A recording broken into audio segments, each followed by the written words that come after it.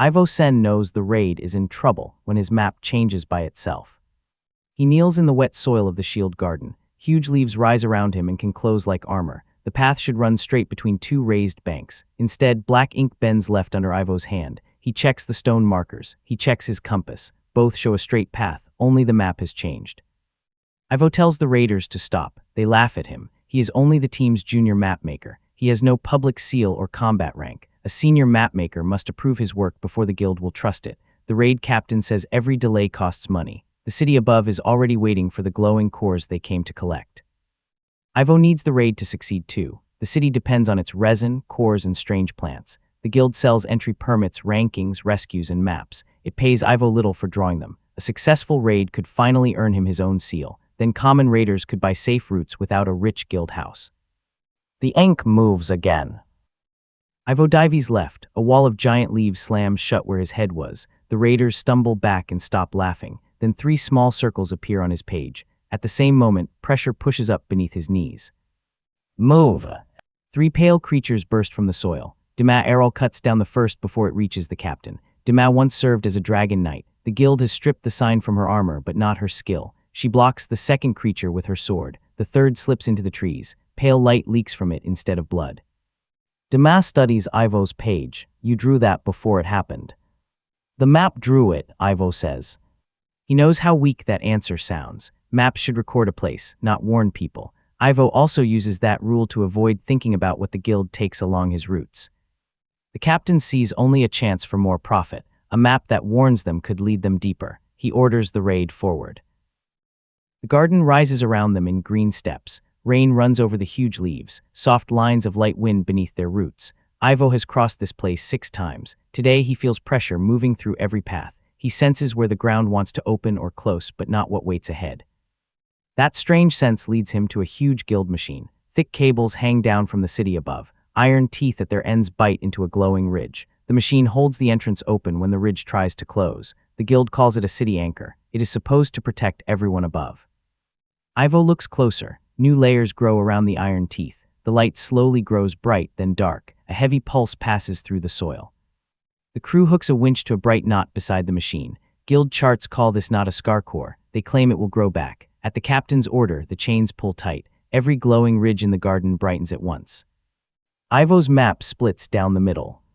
Stop pulling. The captain ignores him. The core tears free. The whole dungeon shakes. The green banks buckle. Giant leaves crash together. The anchor jerks sideways and rips through the glowing ridge. White light burns through the open tier. The shock throws Ivo into a rain channel.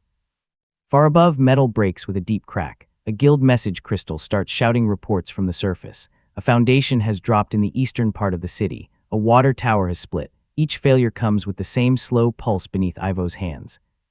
The chamber is not simply falling under the city. The city and the chamber are moving together.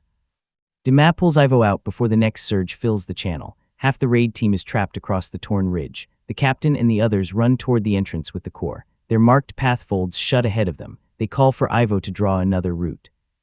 His map is already repairing itself. Fresh ink crosses the torn page. It draws a narrow path under the green banks. No compass or survey tool has ever found it. Dima points to the trapped raiders. Can your map reach them? Ivo feels 2 routes. One offers a safe return to the entrance. The other twists beneath the damaged ridge. He cannot tell what danger waits there. He only knows it reaches the people the captain left behind. Ivo folds the map and takes the dangerous path. Dima follows without asking the guild. They crawl between thick roots as the garden tightens. Ivo feels one long pulse pass above them. He waits, then leads Dima across before the next pulse closes the gap. He cannot fight the pale creatures. He can only find space for Dima to fight and keep people moving. They find the trapped raiders in rising water. One has a crushed leg. Another is too afraid to let go of the wall. Ivo guides them out one at a time. Dima carries the injured raider and holds the creatures back. She soon sees why they are attacking. They are trying to protect the torn ridge. The hidden path ends beside the anchor's iron teeth. Up close, Ivo sees what the guild's charts hide. Glowing layers keep trying to cover the metal. The machine is not holding up a natural doorway. It is stopping an injury from closing. The stolen core has left the anchor pulling harder on one side. If it breaks loose, it will tear the ridge again. If they release it at once, the entrance will close around everyone inside. Ivo puts his hands on the machine and feels where the strain travels. Then he calls out one small change at a time. The rescued raiders turn the winches against their own gear. Dima jams a broken blade between two gears. Together, they lower the pull until the light stops flashing. The garden becomes still. The injury remains open, but it is no longer growing. Water rises beneath the ridge and shapes itself into an arch. Silver light flows through it toward some place far below. Ivo has never seen a gate like this. His map draws a new line through it on its own. Then a child steps out of the glowing water. They look about 11, barefoot and soaked. The same pale light that moves through the ridge also moves under their skin. The creatures gather around them without attacking. The child looks at the stolen core. Then they look at the anchor. Last, they look at Ivo. Pain crosses their face with each slow pulse in the ground. Suli, they say when Ivo asks their name. Dima lowers her sword. What are you? Suli does not answer her. They take Ivo's ink-stained hand and press it to the ridge. For one impossible moment, he feels paths spreading in every direction. They pass under rivers, mountains, and cities. These are not separate dungeons. Every path belongs to one shape too large for him to understand. Suli grips his hand. They stole the direction from the dragon, they say. You are what is missing. Now Ivo understands that the open ridge is only one wound. The thing beneath the continent is alive, and the guild has injured it. Before Ivo can ask more, the message crystal flares. Chancellor Odile Veyer speaks through it. She does not ask what happened. She orders the captain to capture Ivo, Dima, and Suli alive. Odile repeats the word alive so calmly that the surviving raiders reach for their weapons. Ivo's map also draws a silver route toward a wide filter wetland called Filter Delta. Dark waste is already racing toward it. Guild bolts strike the silver water behind Ivo as he enters the wetland. Dima and Suli cross behind him. The water gate starts to close, but the guild soldiers drive iron wedges into its sides. Silver water shakes around the metal. Ivo feels the gate trying to heal. He also feels the anchor above pulling it open. Every part of this hidden system is tied to the next. Bright mist hangs over a wide wetland. Clear channels split between silver reeds and white islands of salt. Black waste creeps through a second set of channels. Ivo feels thousands of small paths under the water. They draw in seawater and remove what does not belong. Then they send fresh water upward. Suli kneels and touches the black water. They pull back. The garden is bleeding into the filters, they say. Ivo asks where the clean water goes. Suli points up into the mist, to the thirsty places. Pursuers break through in sealed armor. Their orders are clear. They must capture all three alive. They must take Ivo's moving map. They must also stop any message from reaching the surface. Odile wants Ivo breathing, but her soldiers can still break him into obedience. Dima turns to guard the crossing. Ivo finds a thin path through the reeds. The armored soldiers cannot follow it quickly. It leads toward another deep current. The three of them can still escape. Then the guild commander pours a hardening liquid into the water. He means to force the living gate to stay open. Instead, every silver reed it touches turns black. The clear streams become cloudy. Long creatures rise from flat mats of reeds. They have smooth masks and long legs for crossing the water. They follow the poison into the wetland. They attack the soldiers and the poison together. The guild line breaks. One soldier vanishes under the reeds. Two more climb onto a salt island. The island is already melting beneath their boots. Ivo knows their escape path will stay open for 3 more pulses. If they run now, the guild cannot catch them. If they turn back, they will lose that chance. Dima watches him. She once followed orders and called lost people an acceptable cost. That old habit still shows in her face. Then she looks at the drowning soldier. We go back, Ivo says. They give up their escape. Dima wades toward the creatures. She strikes them with the flat of her blade. That draws them away from the trapped soldiers. Suli stays close to her, but the creatures notice the light under their skin. The wetland seems unsure whether to protect Suli or hold them. One creature closes reeds around Suli like a cage. Dima cuts them free. A hooked limb strikes her armor, but she does not move away. She plants herself between Suli and the creatures. Ivo cannot fight beside her. He studies the water instead. The creatures are following the poison. That poison now fills almost every shallow stream. He pushes both hands into the water. Many layers of pressure push back. Most paths are too dirty to use. One clean stream still runs under the salt island. A hard white crust seals it below the soldiers. Ivo leads them to firm ground and orders them to break the crust. They hesitate. Dima shouts that guild rank will mean nothing if the water dies. Their hammers come down. The island cracks and clear water surges up. Ivo opens the reed paths in the order he can feel. The fresh stream pushes the poison away from Suli. The creatures release them and follow the dirty water. the last trapped soldier crawls free. The guild commander looks ashamed, then the mark on his armor burns red. Odal's order is still active. He raises his weapon at Ivo. Demand knocks it away. He just saved you, she says. He put every city above us in danger, the commander answers. His armor reports falling pressure in city water stores. He blames Ivo, but Ivo's map shows a hidden grid of pipes crossing the wetland. The same wounds that carry clean water up also carry factory waste down. Ivo follows one pipe to a guild station among the reeds. Its seal says the station cleans the water. The pipes tell a different story. The guild pulls out clean water and useful salts. Then it dumps strong poison back into the wetland. This is not one captain breaking a rule. The rule itself creates the poison. Sully leads Ivo to a wide basin. Saltwater rises there with each slow pulse. The silver reeds pull salt into white islands. Clean water gathers around their roots. From there, hidden paths carry it upward across great distances. Ivo remembers springs he has mapped far apart from one another. Now he feels each one joined to this basin. He remembers drought deals and high guild water fees. Whole towns pay for rivers they think begin as mountain snow. Their water is actually cleaned here. Damas studies 2 curling marks on the guild station. Dragon Knights once learned signs that modern maps leave out. Kidneys, she says. This place works like kidneys. Ivo looks across the silver wetland. The truth is now plain. The dungeon is not merely like something alive. It is a working part inside the dragon beneath the continent. The black waste reaches the center of the basin. Silver reeds fall in spreading circles. Saltwater floods paths meant for fresh water. Messages from above report springs turning salty across the region. Sully bends over and holds their sides. They can feel the system failing. Ivo asks how to control it. Sully shakes their head. I only know where it hurts. That answer scares Ivo more than any creature. Sully is linked to the dragon, but they do not command it. No hidden power is waiting to repair what people have broken. Ivo feels 2 ways to stop the poison. He can close only the waste pipes. That would leave the guild's pumps running, but pressure would build behind the closed pipes and burst somewhere he cannot sense. The other route shuts down every pump for 1 cycle. Then the wetland can wash itself clean. It will also cut off every city water store tied to this place. The guild commander refuses. He says cities can live with dirty water longer than empty tanks. His fear is real. People above do not know where their water comes from. If it suddenly stops, panic will begin before anyone can explain. Dema looks at the dying reeds. Her old life was built on obeying choices like this. How long, she asks. Ivo follows the pressure. 1 tide, maybe less. Dema turns her sword toward the pumps.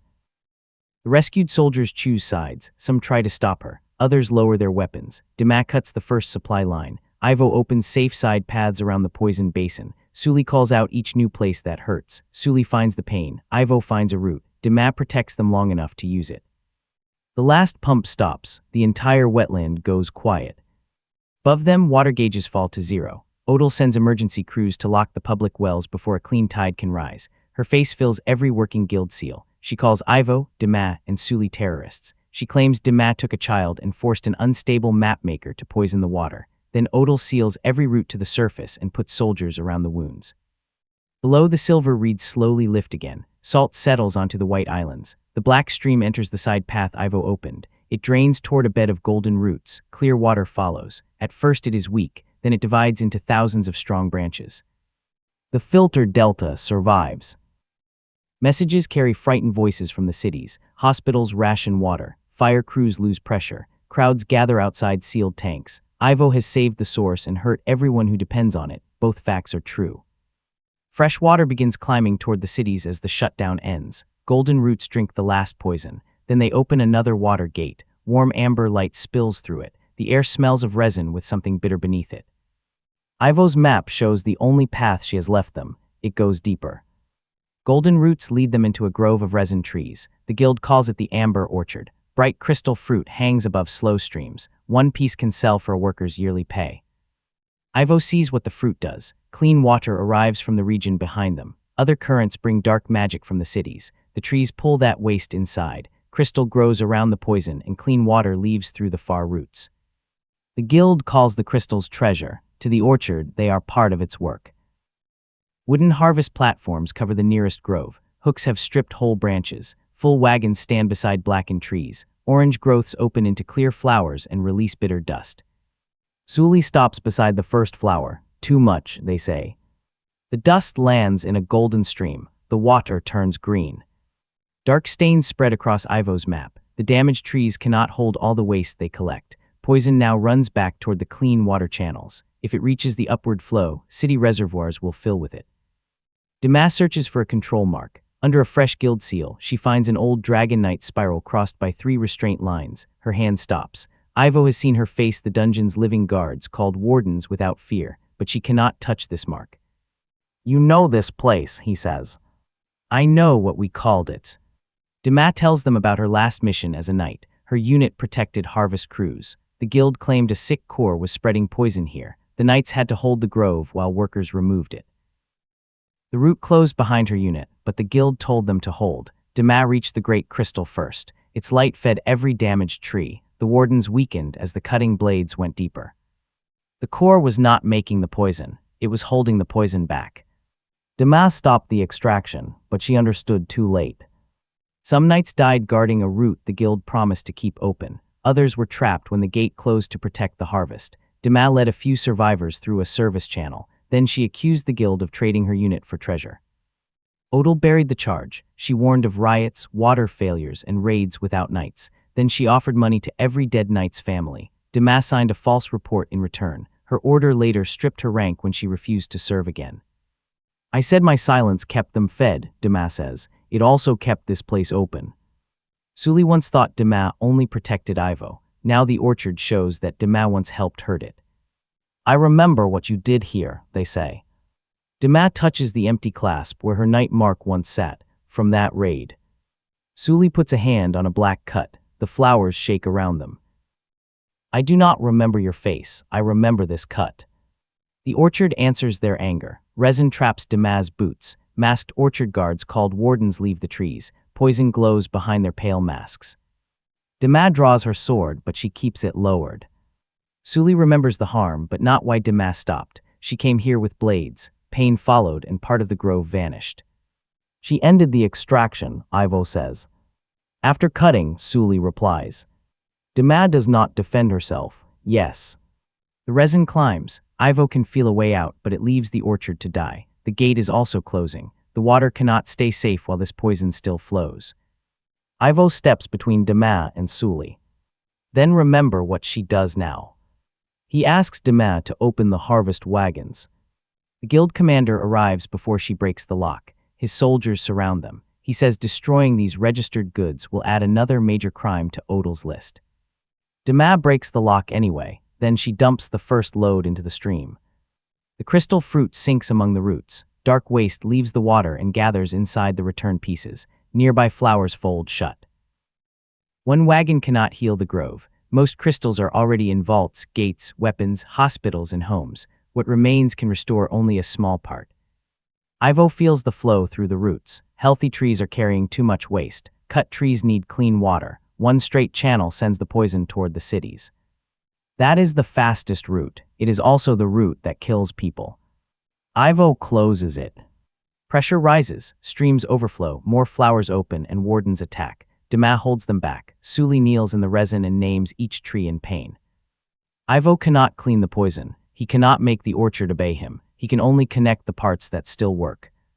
He sends fresh water through a longer line of healthy trees. Then he turns the dirty overflow into empty harvest ponds. The lower grove floods, but the poison no longer runs toward the cities. The soldiers brace the weak banks instead of making arrests. Damas throws old platforms into the overflow to trap waste. Suli places returned fruit into the worst cuts. One warden reaches Ivo. He senses its swing, but he is not fast enough to fight it. Damas takes the blow across her shoulder. Her sword falls. The warden lifts its hooked arm again. Suli steps in front of her. The creature stops. Suli presses their forehead to its mask. Poison light enters their hands. This warden belongs to the wound that formed them, so they calm it for a moment. That moment is enough. Ivo turns away the stream feeding the creature. The warden sinks back into the roots. Damas tries to thank Suli. They study her broken armor and the platforms she destroyed. "I remember this too," they say. It is not forgiveness, but it is a new memory beside the pain. The changed flow reaches the center of the grove. Returned fruit begins to shine. The flowers pull their dust back inside. Clear water appears beyond the last line of trees. Ivo holds the longer route until every stain stops spreading. Only then does he release clean water toward the cities. They stopped one disaster, but the orchard is not healed. Black terraces remain. A few wagons cannot replace decades of harvest. Ivo picks up a broken crystal. This material pays pensions and powers defenses, medicine, and gates. He once blamed greedy crews. Now he has seen the harvest quotas. The whole city system depends on taking material the dragon needs to heal. The raids are not one corrupt choice. The cities depend on them. Every safe route Ivo sold made the harvest easier. His maps helped guild crews reach weak places faster. He can no longer pretend his work had nothing to do with the damage. Suli rests beside the stream. Ivo asks why they calmed one creature but cannot command the orchard. They hesitate before answering.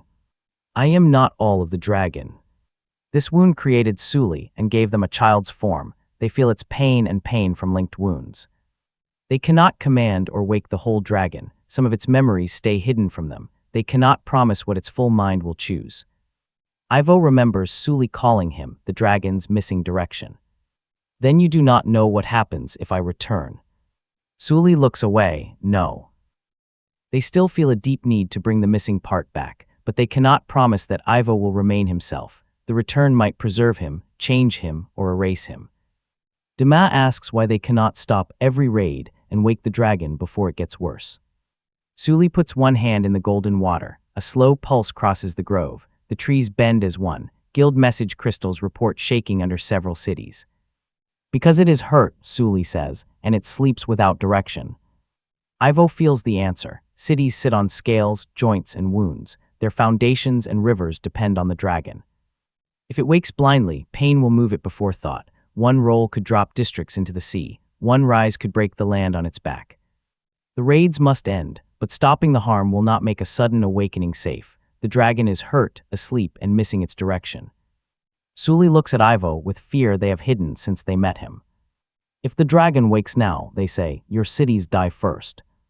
That warning follows Ivo through the next gate. Wind throws him back, but Dima pulls him against a tree. Cloud forests fill huge caverns. Rain pools hang between root bridges. Pale sheets below move with a slow breath. This is the bellows canopy. One breath here can shape a whole season above. The pale sheet sinks. Trees bend toward it as air rushes down. Then the forest goes still. No breath comes back out. Suli presses both hands to their chest. It cannot breathe out. Thunder rolls through the caverns. The pools shake. Ivo feels trapped, air crowding narrow paths. If one breaks, the storm will escape through the weakest wound. Dima points to a rain pool with a cracked rim. Where will that fall? Ivo places his hand on the wet tree. He cannot see the surface, but he can feel the path climbing toward farms, reservoirs, and crowded streets. 3 cities, he says, maybe 4. The crack grows wider. They run. Wind pulls them across a root bridge, then throws them back. Dima ties them together. Suli touches the living rail and points toward sharper pain. Ivo chooses where they step. That is all he can do. He no longer calls it a small thing. He finds hollow silver trees trapped in guild clamps. The clamps draw storm power up to distant gates. Together, they block the return flow. Dima reaches for the closest release. Not that one, Ivo says. She stops. The nearest path cannot hold the pressure alone. Its tree would burst before the air reached the outer sheet. Ivo finds a safer order across 6 clamps. 3rd, 6th, 1st, then wait for the pool to drop. Dima climbs. The 3rd release shakes the grove. Suli braces the trunk while Ivo tracks pressure through an old path. It strikes a block and turns back. Dima reaches the 6th clamp. She tears out its locking pin. The forest draws in air.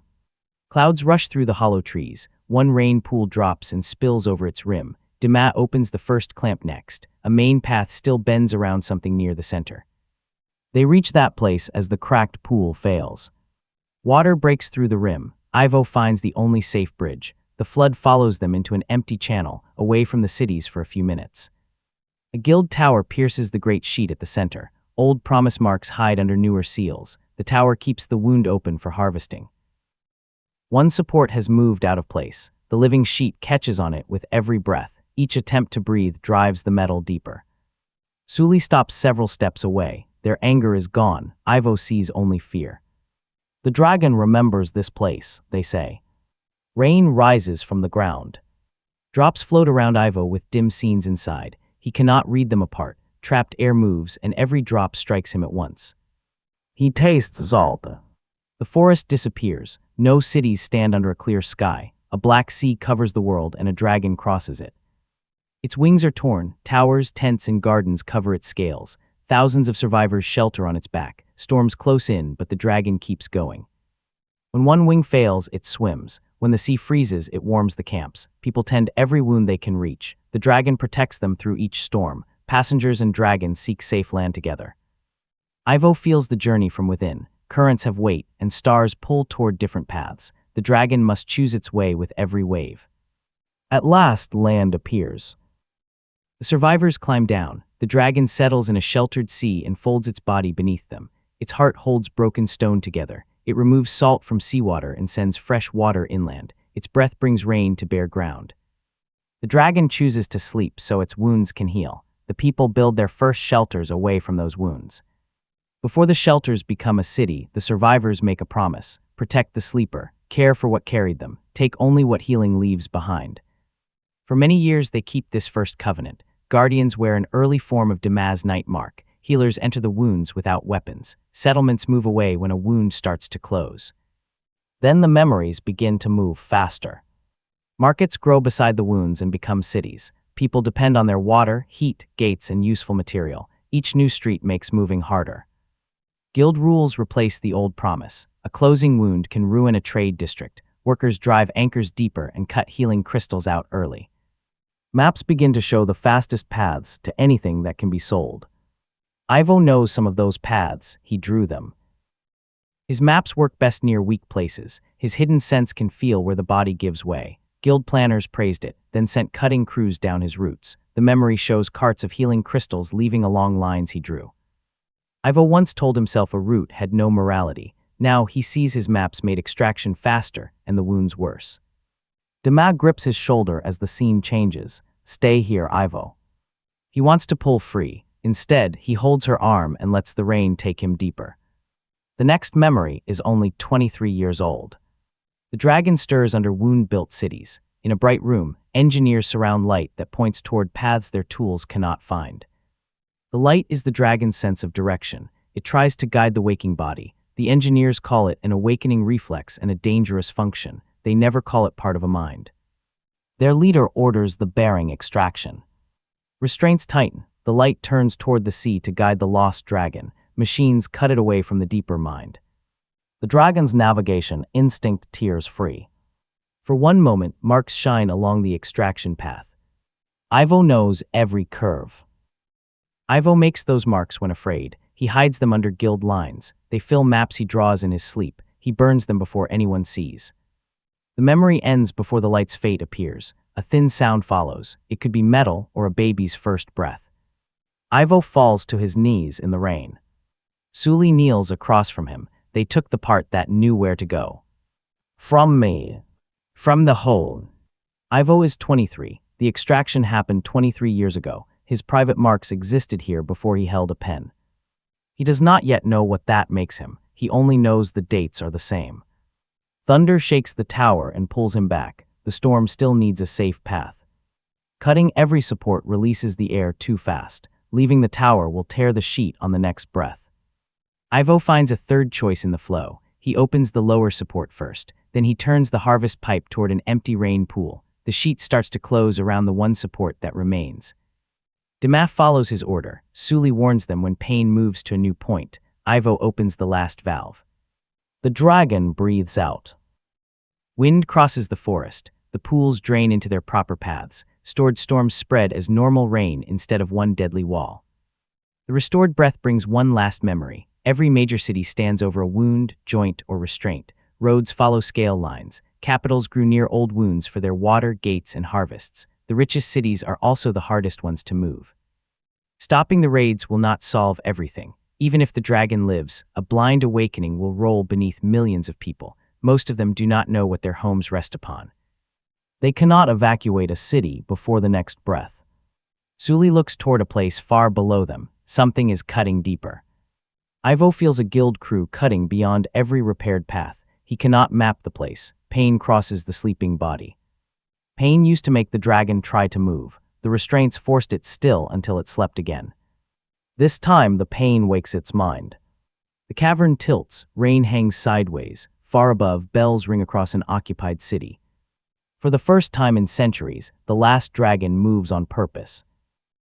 The dragon moves for only a few seconds. That is long enough to crack roads far above Ivo. He also feels roots tearing open across the living continent. The deep extraction has reached something conscious. Now that mind is trying to move without the instinct that once gave it direction.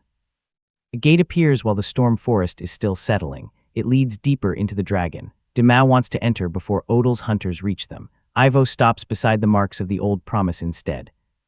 They now know the dragon carried human survivors across the world sea. They also know the first settlers promised to guard its sleep. Ivo cannot keep running while the guild hides that truth. He copies the old covenant onto his map. Dima adds an emergency mark from the Dragon Knights. Every guild message station must carry a page with that mark. Then Suli places their hand over the paper. The dragon's rain memory enters the ink. It shows the Ark journey, the sleeping dragon, and the cities built over its wounds. Dima sends the page into the public guild network. The guild tries to block it at once. Ivo feels the message strike one closed route after another. He guides it through old water lines and repair channels instead. He cannot make the cities believe it. He can make sure they see it. For 1 hour, the truth moves faster than Odal. Raiders leave the dungeons. Workers shut down the furnaces that clean and shape stolen material. Crowds surround guild halls and demand an end to every raid. Local guild leaders suspend the permits before Odal can stop them. The machines holding the wounds open stay in place, but the pumps, drills, and cutting tools go quiet. Ivo steps through the gate, believing they have bought time. The next chamber supports the cities above. White branches spread their weight across huge arches. The guild calls it the Starbone Foundry. Side rooms grow hard white starbone to repair those arches, but guilds have cut it away for weapons, towers, and foundations. At first, the silence feels like mercy. Then the public messages start listing failures. Hospital loses power when officials take its last cores for rationing. 2 travel gates close and split families on opposite sides. Defenses fade along a coast already threatened by storm creatures. Reservoir pumps slow because the poison water system has not healed. The old economy does not fail in some distant office. It reaches sick rooms, homes, walls, and wells before sunset. Guild Chancellor Odal Veyer appears on every message station that still works. She confirms that the covenant is real. Even Dima goes silent. Odal does not defend endless raids. She lists the time each hospital can last. She names the pressure under the oldest city anchors. She names the districts that must empty if one anchor fails. The dragon is dying, she says, but stopping everything at once may wake it before one capital can move. She wants the panic to prove we need her, Dima says. Ivo watches the white light shake inside an arch. Are her numbers wrong? Dima cannot answer. Suli touches the arch and falls to their knees. Ivo catches them. The weight is moving, they say. Ivo finally understands another part of the trap. The city anchors do more than hold the dragon's wounds open. They also let out some of the pressure from each waking reflex. When all extraction stops, that release stops too. The tools that hurt the dragon are also helping to keep it still. The guild has spent centuries building both jobs into one system. It has made the dragon depend on the same machines that injure it, so the shutdown does not free the dragon. It traps every waking movement inside the body. Ivo feels a force race through the white supports. 7 arches should share the load. 3 are hollow because the guild took their starbone. A 4th arch now supports part of a surface city. The force turns toward that weak point. Dima asks which city is above them. Ivo follows the route through scale, soil, and stone. It branches beneath crowded homes, travel towers, and a public water tank. He knows those lower streets. He mapped them 2 years ago. Veyer's Crossing, he says, the east side. His answer reaches the public network. Frightened people blame the fugitives for the danger. A guild commander demands that the raids restart. A healer begs for one more load of power cores. Each voice belongs to someone facing a real loss. The foundry jerks. One arch goes dark. The floor throws Ivo into a growth room. Far above, one side of the city drops by the width of a hand. Buildings crack along streets that his old map called safe. His old map was accurate. The guild used his roots to find supports it could cut without causing a quick collapse. His safe roots made the harm easier. Now the delay has ended. Ivo cannot fight the force or the creatures guarding this place. He can only find a route. One growth room holds an unfinished starbone support. It is large enough to bridge the dark arch, but a direct move will break it. The safe route curves through 3 growth rooms. It also crosses a crack that will open during the next convulsion. "Tell me where to go," Damas says. They open the first room. The pale support slides forward on a slow stream of light. Armored wardens, the dragon's living guards, rise from the dark arch. They think the group is stealing another part of the dragon's repair system. Damas stands between them and Ivo. She does not strike the glowing joints that keep the wardens alive. She blocks their blows and gives up ground. Sully keeps both hands against the floor. They warn Ivo before each new surge reaches the room. Ivo opens and closes one channel at a time. Too much force will break the new support. Too little will let the city sink. Odal's evacuation orders fill the public network. Guild gates open beneath Veyer's crossing. Dragon knights clear the streets. Cargo carts begin carrying families. The same network that sent raiders into wounds now pulls civilians away from one. People follow Odal because her orders come with gates, guards, and supplies. Ivo's truth has only shown them the danger. The second convulsion strikes. A warden knocks Damas beneath its shield. Ivo has no weapon and no skill for a fight. He opens a side channel instead. A harmless line of compass light crosses the warden's path. The familiar current turns its attention for 1 second. Damas rolls free and shuts a gate between them. The unfinished support reaches the gap. Sully feels the next surge. Now. Ivo releases the last flow. White branches open across the dark space. They catch the moving weight and weak light returns to the arch. The city stops sinking. It is still not safe. The new support will hold only long enough for the evacuation. Other cities now report pressure under their anchors. Hospitals still have too little power. Fresh water remains scarce. The shutdown protects the dragon's repair material, but it also removes the release that keeps the body still. Ivo has exposed a crime. Then he stopped its machines without a new system ready. Innocent people are paying for that gap. He designs a safer release. The anchors can let pressure out without cutting away more repair material, but the plan needs every gate, knight, and supply house that Odal controls. "Then we make her use them," Ivo says. Damas turns away before he can read her face. The group heads for the next gate while Odal's people empty the city. Ivo sends his design to the public network. Local leaders fight over who can approve it. Some start cutting again and call it emergency aid. Others destroy whole controls and let the pressure rise. The truth has broken the guild's command. It has not built anything strong enough to replace it. Near the gate, Damas asks Ivo to check a lower path. Her voice is calm, but her hands shake. He notices the trap too late. Guild seals close around the chamber. Light fills every exit. Whoever placed the gates knew their exact position. Dragon knights step through in the armor used for rescue work. Odal follows them. She is smaller than the statues outside guild halls. Gray runs through her dark hair. Deep lines around her eyes show how little she sleeps. She looks at Sully first, then she looks at Ivo as if checking 2 missing parts. Damas lowers her weapon. "Ivo understands. You told her where we were." "I gave her a city she could still save," Damas says.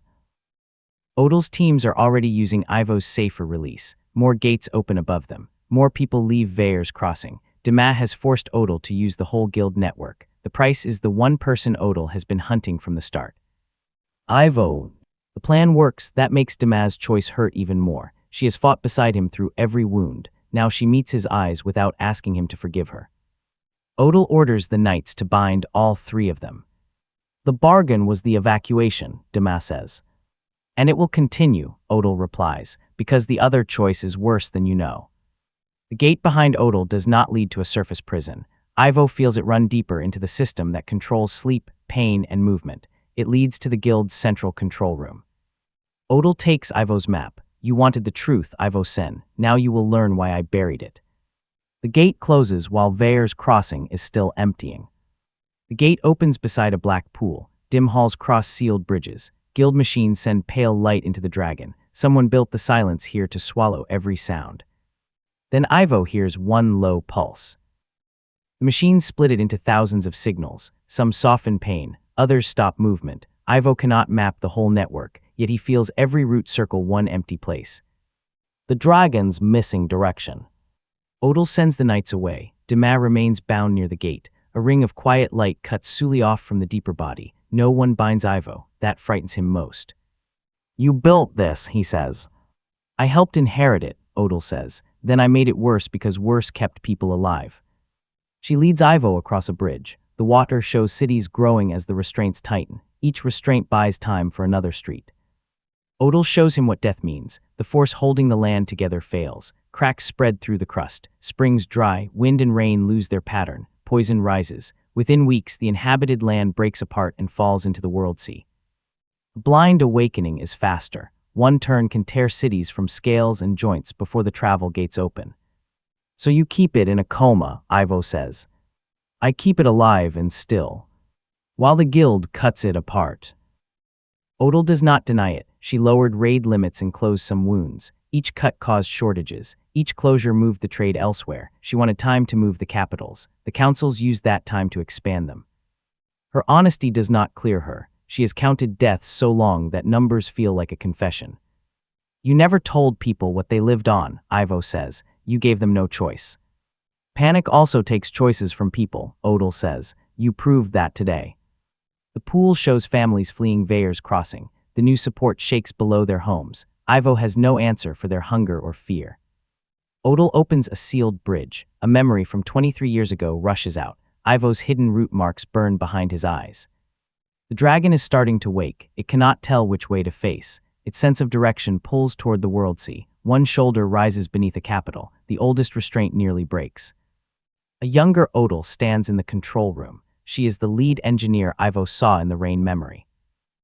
Odal orders the guild to remove the dragon's sense of direction. The act is called the bearing extraction. Machines close around the compass light. Dragon knights hold the bridges as the light fights to return.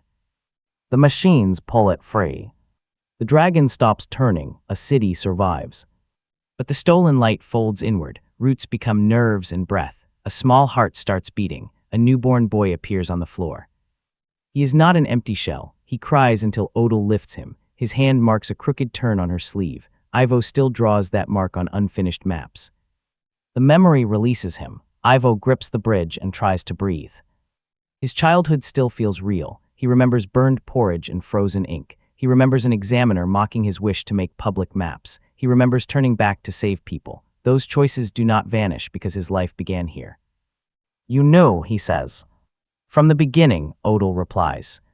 She hid him before the council could call him stolen material. She gave him an ordinary record and watched from afar. His maps later showed changes inside sealed dungeons. The stolen instinct had survived. Ivo thinks of every time the guild refused his promotion. My mapmaker's seal. I blocked it, Odal says. A public seal would have spread your maps beyond the routes I could watch. But you still used them. Odal admits it. His maps showed which parts of the dragon were failing. They also showed where the guild could keep cutting without a quick collapse. You made me a tool before I knew what I was. I kept you free. Odal saved him from the council. Then she limited his life and used his work to extend the system that created him. Dumas pulls against her chains. Tell him the rest. The pool shows Dumas' lost unit. Dumas sees a wound react to each cut and stops the raid. Her unit is lost. Odal hides the truth and pays their families for Dumas' silence. I took the bargain, Dumas says. Their families needed food. I told myself that mattered more than the truth. Then I helped your lie become law. Odal says Dumas made the same choice today. The city needed guild gates more than Dumas needed innocence. I called you to move those people, Dumas says. I did not give you Ivo's life. His life began here, Odal says. Now it can save every life above us. She opens the network's central room. Pale threads surround a narrow platform. Its empty pattern matches the roots in Ivo's mind. Connected there, Ivo will feel each movement before it happens. The machines will turn every movement into sleep. He will keep the dragon in a permanent coma. Odal promises Ivo will stay awake and speak through the room. The dragon will live and remain still. People will gain decades to move. Ivo studies every route. The machine can do what Odal claims, but her promise about time is false. The restraints lead to failing systems. The dragon cannot heal while the guild takes its repair material. The cities grow during every year Odal buys. Connecting Ivo will not end the crisis. It only gives the same failed plan more time. Sully strikes the quiet ring. Their words vanish inside it. Ivo follows the control lines and opens one path for sound. Do not connect, Sully says. Then they look at Ivo. There is something I hid from you. Ivo knows it concerns the stolen instinct. What happens if I return to the dragon?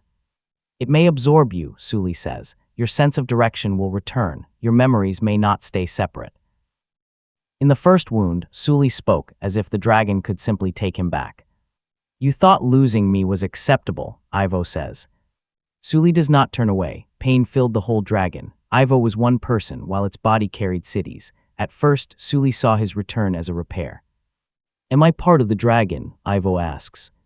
Yes. Does that make me its property? Sully pauses. No. Odal dismisses the difference. She calls Ivo and Sully tools. Ivo sees that both sides have treated him as a thing. Sully wanted to repair the dragon by taking him back. Odal wants to save humans by locking him in a machine. Ivo came from the dragon, but neither side owns him. My name is Ivo Senn, he says. I remember every road I chose, even the wrong ones. Those choices belong to me. The platform could lock him away. Returning could erase him. Both choices frighten him. Being a person means no one else gets to choose for him. A tremor crosses the black pool. The restraint signals begin to fail. Ivo expects an attack from the dragon. Instead, he feels it holding back. The water clears. A tired mind reaches every wound beneath a city. Pain tells the dragon to roll away. A deeper memory stops it. The dragon remembers carrying human survivors across the sea. It does not understand the cities on its back, yet it has spent centuries fighting its own reflexes to spare them. Odal's machines are not the only things holding the coma in place. The dragon has been helping to keep itself still. It cannot keep doing that much longer. Warning lights run across the bridges. One restraint after another burns out. Odal orders Ivo onto the platform. Dema tears one hand free. Knights rush in, but she takes no weapon. She stands before Ivo with empty hands. No more lives bought without consent, she says. Odal looks at the failing machines. Then everyone above pays. They are already paying, Dema says. You only hid the cost. The final restraint starts to fail. Ivo searches for another route. He finds paths for sleep and pain. None can restore the stolen direction. He can shift pressure for seconds. He cannot command the dragon or replace the strength lost to raids. Ivo sends the last restraint signal around a broken bridge. It reaches the heart. For one moment, he feels the whole living continent. The dragon's linked systems surround millions of human lives. One ancient mind is trying not to move. Then the signal comes back empty. Every machine in the control room goes dark. Sully turns toward something far below. Their voice is almost too soft to hear. The heart. Every dungeon falls silent. Water stops moving through the silver wetlands. The wind dies in the storm forest. The white supports beneath the cities lose their light. Even the dragon's pain disappears. Ivo waits for the next pulse. It never comes. The last dragon's heartbeat has stopped. For one terrible moment, the whole dragon is still. The pale light dies on every bridge beneath the control chamber. The memory pools become flat and black. Odal's machines fall silent. Ivo feels every root inside the dragon end at once. It is as if the world has lost all direction. Every dungeon has fallen silent. Far above, cities still wait for water, wind, and firm ground. No one knows the heartbeat beneath them has stopped. Odal stands beside the machine she planned to lock onto Ivo forever. Its rings find nothing to control. She tries 2 more restraints. Each returns the same empty pulse. The old sleep cannot be repaired. The dragon is caught between waking and dying. At last, Odal's faith in her plan breaks. She releases them. Dema catches Ivo when the cradle opens. Odal frees Sully. Dema keeps her sword aimed at Odal. One useful act cannot erase 23 years of lies. Odal does not ask for trust. The failed machine has revealed a hidden bridge. It leads to the dragon's stolen sense of direction. A living current may still connect that sense to the heart. Restoring it may let the dragon wake knowing how to move. Without it, any movement will be blind. First, they must restart the heart. The bridge opens into a place that will not hold one shape. Floors rise into walls. Blue light bends around turning horizons. Gravity pulls left, then changes without warning. Dema stumbles. Odal's tools disagree. Even Sully cannot feel a safe path. Ivo can. The others can follow only after he makes each field safe. No tool can cross for him. No fighter can clear this path by force. He cannot sense thoughts or see the future. The chamber gives him no strength for a fight. He only knows where paths meet. He feels pressure move and currents turn. For years he called that talent. Here, he can no longer hide from its source. Ivo crosses the first pull of gravity alone. The path rolls over behind him. The others hang sideways above blue light. He turns a floating stone. Its current joins the path under Dema, and firm ground appears. Ivo turns the next stone, then another. He builds a passage one choice at a time. The chamber knows him, but it does not obey. It offers routes. Ivo chooses among them. His awareness spreads. He feels the settled world above his weight and motion. Cities press against old wounds. Mining towns cling to scarred ridges. Roads follow safe lines between scales. Their builders never knew why. Reservoirs pull water from the silver wetlands. Foundries drain strength from the bright arches. Thousands of human roots cross the dragon. Almost all depend on systems the raids have hurt. Then Ivo feels his own maps inside that web. Raiders use his shortcuts to reach weak repair sites. Carts follow passages he made safe. Anchors strike where his corrections found little resistance. Ivo's routes made every raid easier. He kept drawing after he saw who gained. Dema reaches him and says the guild chose how to use his work. She does not offer that truth as an excuse. Ivo burned maps that frightened him. Then he sold useful ones to people who kept safe routes from the poor. He can no longer deny his part. At the center, the paths divide. One current bends toward the heart. The other spreads toward every settlement above. Odal says the fastest answer is to return Ivo at once. He could restart the heart. Her restraints could limit its first move. Dema answers before Ivo can. She opens Odal's command device to every listening night. Dema names the living wounds and Odal's theft of the dragon's direction. Then she names her own acts. Dema admits Odal paid her dead units' families for her silence. She admits giving Odal their location in the bright stone foundry. Dema thought one controlled lie could force the guild to save a city. Now she rejects Odal's command and any return to rank. No more sacrifices chosen by someone else, Dema says. Not his, not theirs, not anyone's.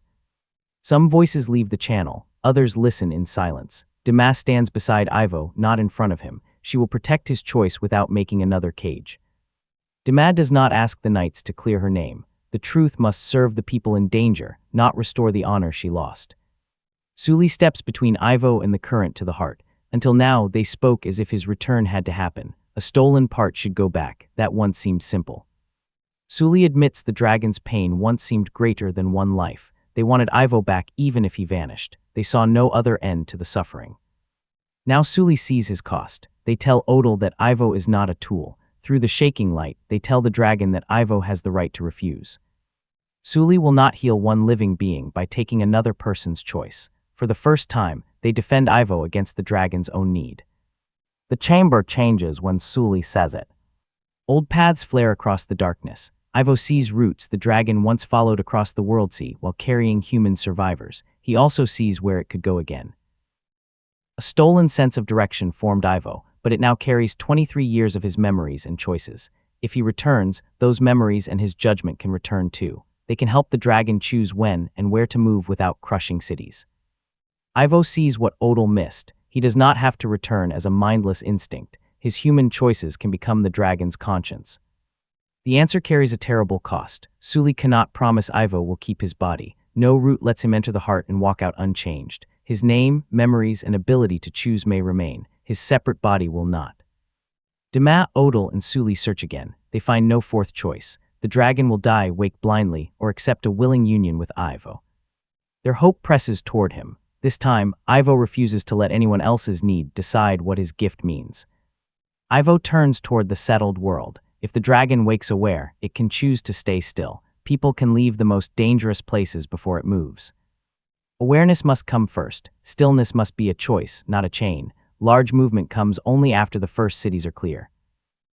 The escape cannot happen at once. Guild anchors hold wounds open, but they also release waking pressure. Closing them together could trigger a blind reflex. Ivo joins the dragon's travel sense to every map he remembers. Anchors must ease in order, while guild portals carry people to stable ground. Deepwound cities move first. Cities over joints come next. Then towns leave damaged scales. Water routes change before the silver wetlands release water. Storm gates open before the cloud forests breathe. Strong arches decide which roads can carry crowds. The dragon stays still through the first moves. It rises after its body is balanced and travels only when the surface is ready. People may refuse. Guild leaders may fight for their wealth. The dragon may wake too afraid to trust. Ivo cannot sense motives. Still, this path lets neither side on the other. Ivo says he will take that path. Suli asks whether the choice is his. Dema asks if he understands the loss. Odal has chosen for him for years, now she stays silent. For the first time, no one near Ivo claims the right to decide what he owes. Ivo once wanted a seal so powerful people would call him a real mapmaker. Now the greatest map needs a guide. No rank makes the choice easier. Before Ivo can finish the escape plan, red light splits the heart current. Hardline captains have ignored Dima. They enter through a private extraction tunnel. They think Odal gave the heart to fugitives. Their crews drive anchors into it, seeking enough power to save the cities and guild by force. The current under Ivo surges. Far below, the stopped heart shakes around the new wound. The evacuation has not even begun. The last raid has. The route to the heart opens under crushing pressure. Ivo enters with Dima, Suli, and Odal. Gravity folds shut behind them. 4 huge seas of light circle a comm center. Each sea moves at a different height and speed. Dark pipes hang over them and drain the moving light. Guild anchors bite into islands of repair crystal. The hardliners have brought a full extraction rig into the one place no raid should reach. Their captain calls it a rescue. Odal's control has failed, and the truth about the dungeons is spreading. He plans to seize the heart, restart the portal network, and force the dragon back into service. His crews act from fear. Some think their hospitals will close by morning. Others have families in cities built over the deepest wounds. Ivo understands their fear. It does not make the anchors safe. The first drill strikes one of the hanging pipes. A sea of light rises above them. A broken pulse rolls through the chamber like a great tide. The heart starts again in pieces. Ivo falls to one knee as roots flare across the dragon. Water leaves its channels. Storm systems tighten. Cities scrape against their foundations. The dragon is waking, but pain is choosing its first direction. Dima raises Odal's command device and calls the knights again. This time, voices answer. Some officers demand proof. Others demand an order from the lawful chancellor. Dima gives them the live readings from the heart. She sends Ivo's escape plan. Then she names the first city that will fall if the hardliners keep drilling. She gives the knights one choice. They can defend the raid crews that caused this crisis, or they can defend the people those crews claim to serve. One knight unit turns away from a raid gate. It secures a route out instead. A second unit follows. Soon, answers spread across the guild channel. Knights who once guarded treasure coming out of the wounds now clear paths in the other direction. They hold bridges for families. They carry patients out of weak hospitals. They protect workers opening fresh channels beside crowded reservoirs. Dima does not win them back with a title. They follow because her route leads toward lives. Her good name can wait.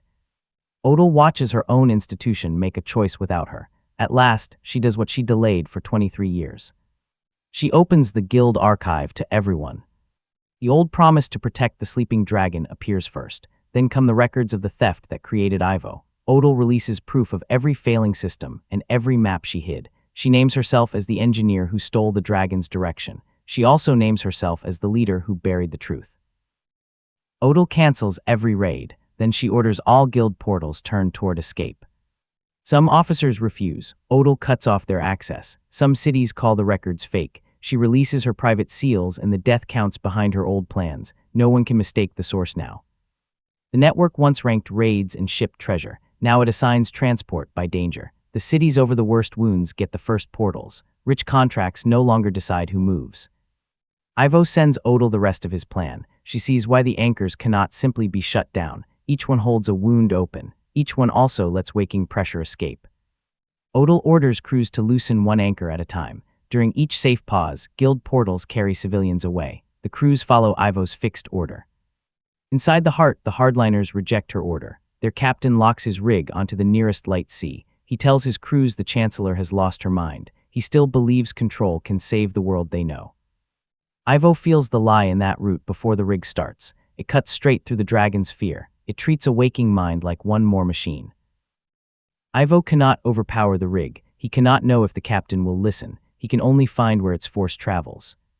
He marks a thin path along the hanging pipes. Then he sends Dima toward the locks that hold the rig in place. She crosses beneath a sweep of burning light. Ivo calls each turn before gravity shifts. Raiders move to stop her. Dima meets their blades and keeps the route open. She fights to reach the locks, not to rule the chamber. Suli reaches the first damaged pipe. They press their hands into its light and connect the wound to the wider dragon. The answer almost throws them away. The dragon is not angry, it is terrified. It remembers waking under chains. It remembers losing its direction. Every attempt to move made cities pull against its wounds. It fears crushing the same humans it once carried to safety. It also fears that they will cut it apart if it stays still. Sully cannot order that fear away. They still cannot speak for the dragon's whole mind. They can only explain what reaches them through this wound. They tell Ivo that the dragon can feel him near the heart. It wants its direction back, yet it does not understand the difference between a return and a surrender. Tell it there is a difference, Ivo says. Sully closes their eyes. Their message enters all four seas. Ivo is coming by choice, and he can still take that choice back. The dragon's pain does not own him. Its need cannot erase his name. The nearest sea lowers. A path opens toward the comm center. Ivo starts across it. Everything they repaired on the journey helps him keep the way open. The first green dungeon taught him that the anchors are holding injuries apart. He guides their strain towards safe closure instead of ripping them free. Behind the escaping crowds, bright scars begin to close one wound at a time. The silver wetlands taught him to divide pressure before stopping it. He sends the first new heart tied into empty water channels. The wetlands spread its force across fields of reeds. Springs rise on the surface, but crowded reservoirs do not burst. The golden orchard taught him that stolen cores are repair material. Odal reverses the guild pipes. Stored crystals travel back through the portals. Golden streams carry them toward poisoned places. The dragon can spend that strength on healing instead of more weapons. The cloud forest taught Ivo that one breath can drive a huge storm. He holds the next heart tied until the stored rain is released. Dark clouds spread above, but the strongest winds follow empty coasts. They miss the crowded escape roads. The bright stone arches taught him which supports hold up the settled land. Ivo moves portal exits away from weak ground. He sends the largest crowds across roads with strong support below them. Ivo turns Odal's old control signals into warnings for the evacuation. The warnings tell surface crews when to move and when to wait. Every correction closes one path and opens another. Each choice also brings the dragon closer to full awareness. The four seas move faster. Old travel routes burn above them. Ivo can buy a few minutes for the escape. He cannot stop the waking without building the same prison again. A short path opens between two crashing tides. Odal reads her tools and says Ivo can survive the crossing, but Ivo feels where the pushed force will go. It leads to a city whose portals are still full of people. The short route would get him to the center sooner. It would also roll that city before its last homes are empty. Ivo refuses it. He takes a long path around the chamber. The dragon's old instinct pulls toward the faster line. Ivo makes it follow the human cost instead. Every extra step uses time they need, yet the choice proves that his conscience is already changing the dragon's direction. Dima reaches the rig and breaks its first lock. The hardline captain catches her at the second. Their blades strike as gravity turns. Both begin sliding toward a rising sea. Ivo feels a path form beneath them. He shouts the turn. Dima steps into empty space because she trusts him. Gravity changes before she falls. She lands behind the captain and breaks the last lock. The loose rig bends toward the light. Several workers are trapped on its far arm. Ivo could leave them and recover the time lost on his longer route. He refuses that path too. Ivo guides Dima to a chain hidden beneath the platform. She catches it and swings over the gap. Sully follows the fear moving through the chamber. They warn her just before gravity turns again. Dima wraps the chain around the broken arm. Odal opens a cargo portal. The trapped workers fall through it to safety. Those workers enter the heart to keep its wounds open. Ivo saves them anyway. Their captain sees his own crew alive on the escape channel. At last, his certainty breaks. The rescue costs time. A third heart tide rises before Ivo reaches the center. The rig tears loose. Its control arms fall into the sea it tried to command. For one moment, the machine connects with the heart. Then every gauge bursts with white light. There is no secret throne inside the dragon. There is no machine that can decide how it wakes. The heart does not need a stronger jailer. The dragon must choose to trust someone. Odal reaches the ruined rig. One old route remains open to her. She could reconnect the pipes that forced the dragon to sleep. It might slow the next pulse. It might even leave enough time to save Ivo's separate body. But it would force the dragon back into the same prison. The failure would only begin again. Odal closes the route herself. She destroys the seal that gave her command. The last sleep pipes go dark. Sully waits with Ivo at the edge of the comm center. The dragon listens through them. This time, Sully asks instead of telling him what he must do. "Do you consent to join?" Sully asks. The question hurts more than a demand. Dima has stopped searching for a way to keep him unchanged. Odal offers no numbers and no final bargain. All three honor him enough to let the answer carry its true cost. Ivo remembers the official seal he once wanted. He remembers the strange maps he burned. He thinks of his small rented room, where his body never felt like a question. Then he feels every person moving on the routes above. He cannot promise the dragon that humans will always choose well. He can promise to keep judging every path by the people who must pay for it. Ivo gives Sully his answer. Yes.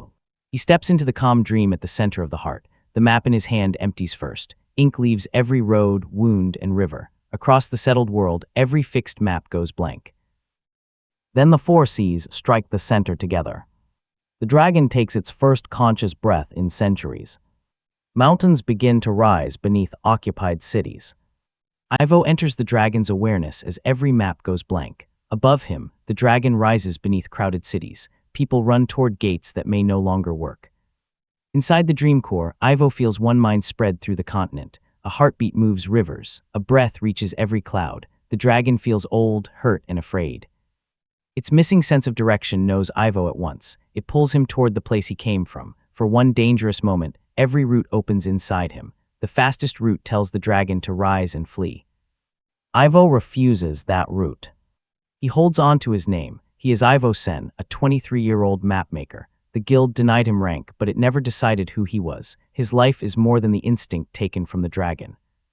He remembers the choices that made him human. He saved enemies when escape was open. He refused routes that bought safety with other lives. Dima broke with the guild. Sully asked for his choice. Even Odal gave up her power to stop more deaths. The dragon answers with its own memories. It carried human survivors across a lost sea. It gave them a place to live while it healed. Their first homes protected its sleep. Then the old promise failed. People forced its wounds open. They stole the things its body needed to heal. They took Ivo from its sense of direction. For centuries, most human touch has meant pain. Ivo does not hide that truth. His maps helped raiders find weak places. He wanted success and did not ask enough questions. He lets the dragon feel his shame. But he also shows it the people helping now. Knights carry children instead of treasure. Water workers stay so families can escape. Dima protects people who may never forgive her. Guides keep roads open. Humanity includes those who take. It also includes those who protect. One truth does not erase the other. These people know the truth, and they choose to help. Ivo asks the dragon to judge their choices. The dragon shares its fear. Staying still could leave its wounds open. Rising now would crush cities. Accepting Ivo would bring a human into its deepest mind. Ivo offers no order. He cannot promise that no one will suffer. He offers a choice and a plan. First, the dragon can wake without moving. The guild's gates can clear the cities at greatest risk. The wounds can close in order. People can leave its joints and old restraints. This stillness will be conscious, not another prison. The dragon can close its wounds because it chooses to heal. People will use the time it freely gives them. Later, when the body is strong and the cities are ready, the dragon can migrate. It can choose a new route with the people who still live upon it. No one will force it back into sleep. Ivo also states his own terms. He will return its sense of direction, but he will not become a tool. He will keep his name and his memories. He will keep the right to reject any route that treats lives as numbers.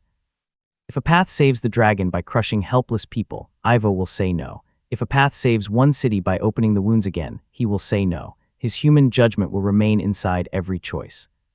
The dragon has always known how to find a path. It has never had Ivo's need to ask what that path will cost. The vast mind reaches for him again. This time it does not pull, it waits for his answer. Ivo freely chooses to merge. He understands the cost. Keeping a body would mean staying separate, and that would leave the dragon without direction. No one demands the sacrifice. Ivo makes the choice himself. His body still rests beside Dima and Sully, then light passes through it. No hidden force takes him. The distance between Ivo and the dragon disappears. His breath joins the body that shapes weather. His balance opens into the dragon's direction. His heartbeat meets the four currents. He still remembers every road he walked. He keeps his name, he keeps his memories, he keeps his power to refuse. But he cannot keep a separate body. His hands lose their weight. His human shape fades into warm light. Sully reaches for him, but their hands close around empty air. Dima knows he will never walk back out. She does not call it victory. She bows her head and grieves. Above them, the dragon's shoulder keeps rising. A capital tilts toward the sea. Towers lean. Bridges break against old restraints. Crowds press toward the gates.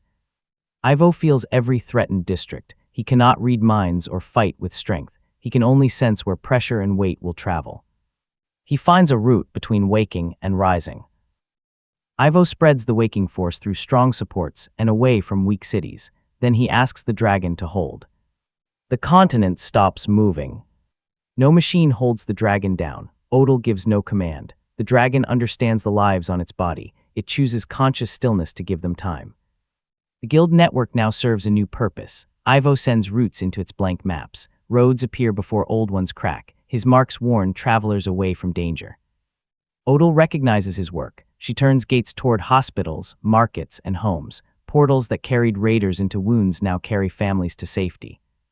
Dima leads the evacuation on the surface. She has no rank now, and she needs none. She gives the former dragon knights one order: protect the passage. A rich guild house tries to keep one gate. Dima's knights open it to the district. Some families refuse to leave old homes. Dima says the living ground spared them once. Now they must spare it. Odal opens every secret route. She releases stored repair material instead of saving it for guild power. Local leaders receive maps that show which cities cannot remain. Her old death lists now show where help must arrive first. The network that supported the raids becomes the way out. Each part of the dragon starts to recover. Fresh channels steady while cities move their pipes. The dragon draws poison from old wounds. Its lungs release soft rain instead of a vast storm. The inner supports settle under the moved weight. The heart keeps the land together. Outer wounds close behind the last teams. No anchor tears them open again. The remaining raiders lose every path to treasure. Some flee through Odal's gates. Others surrender to their former knights. All tools leave the closing wounds. The last raid ends with no prize. One long heartbeat passes, then another begins. Through both of them, the dragon chooses not to move. Suli sits where Ivo's body vanished. They feel his choices in the larger mind, but they claim to be neither Ivo's voice nor the whole dragon. Dima asks whether Ivo is still there. Suli says the dragon has found its direction. Then they add that the direction is already arguing with it. Dima laughs through her tears. That answer sounds like Ivo. The highest-risk cities empty over several days. Some people resist. Some gates fail. Old buildings fall as wounds close below them. Still, the dragon does not roll or rise. Its heart holds the land together. Rivers and weather keep moving. The continent survives its first conscious week. When the escape ends, Odal Veer walks into a public court without guards. She gives the judges her full record. Odal's final choices saved lives. They do not erase Ivo's theft, the forced sleep, or the wounded cities. She asks for no quick pardon. No one offers one. Dima refuses her old guild place. She gathers the knights who guarded the gates and the guides who kept roads open. They form the Waykeepers. The order claims no right to the dragon's body. Its members protect moving towns and enforce the raid ban. They share living maps beyond rich guild houses. The truth about Dima's lost unit reaches the families of her lost knights. Clearing her name is no longer her main goal. She builds the protection her old order failed to give.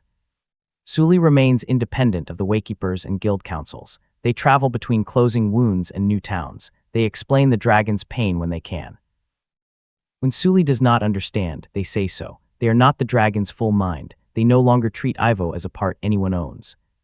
The old capitals cannot stay. Families move away from the worst scars. Roads, farms, and pipes follow stronger ground and changing rivers. People feel anger and thanks at once. The old world is gone, but humans and dragons survive. New laws forbid mining the wounds. Humans stop claiming the dragon's body. The dragon lets people remain while they move to safer ground. Neither side controls the other. Months later, the last wounded city prepares to leave. In a new map hall, Dima finds one of Ivo's old surveys. Every fixed line redraws itself. The coast changes with the dragon's waking shape. Rivers bend. A careful route reaches toward the open sea. The route waits for the final families. It avoids storms and weak land. It is not the fastest path. At one hard crossing, the line bends into a small hook. Dima knows it at once. Ivo used that mark when an easy route hid danger. She touches the paper. Warm light moves under the ink. Ivo has not returned to his old life. He never will. Yet his name, memories, and judgment remain. The mark proves he is present and still guiding each choice. Across the waking continent, blank maps fill with the path. The Waykeepers open the roads. Suli hears the last wounds settle. The final city reaches safer ground. The dragon turns toward the horizon. Ivo guides it. Together, they choose a new route.